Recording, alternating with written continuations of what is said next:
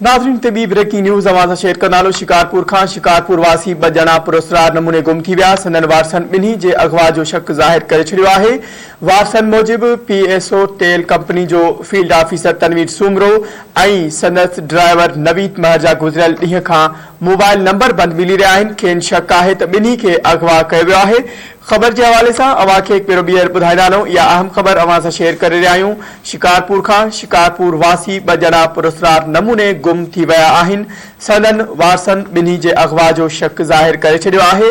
वारसन मूजिब PSO तेल company जो field officer Tanveer Soomro ऐं संदसि ड्राइवर नवीद महर गुज़िरियल ॾींहं खां मोबाइल नंबर बंदि मिली रहिया आहिनि। खेनि शक आहे त ॿिन्ही खे अगवा कयो वियो आहे।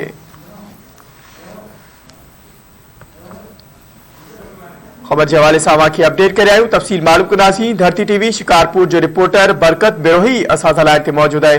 बरकत, अपडेट कजो, वधीक छा तफ़सील आहिनि? जी, दीनपुर मौला शिकारपुर जो रवासी है तनवीर सूमरो।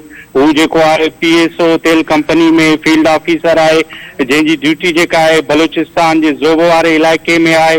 वो कॉल पंहिंजे ड्राइवर जेको है नवीद महर सां गॾिजी करे जेको है बलूचिस्तान तरफ वञी रहियो हो त रस्ते में हुन जे वारिसन जो हुन सां पंहिंजो डाडर वारे इलाइक़े में जेको आहे राब्तो थियो हुयो, जंहिंखां बाद में कल खां वठी जेको आहे उन्हनि जो राब्तो जेको आहे पंहिंजनि वारिसनि सां न थी सघियो आहे ऐं उन्हनि जा नंबर जेके आहिनि उहे पिणु बंदि वञी रहिया आहिनि।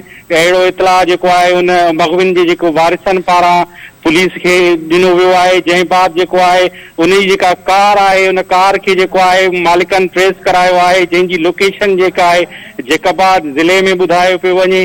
जॾहिं त उहा जेका गाॾी आहे गाॾी बि हथ न अची सघी आहे, जॾहिं त मग़विन जे ॻोल्हा जे हवाले सां जेका जेकाबाद ऐं पंहिंजी बलूचिस्तान जी पुलिस आहे उहे जेके आहिनि ॻोल्हा करे रहिया आहिनि ऐं हिन हवाले सां जेका आहे वधीक उ जांच भी पिण करे रहा आहिनि। जी, वधीक जांच पिण करे रहिया आहिनि। अपडेट करण लाइ बरकत, अवां जी वॾी महिरबानी।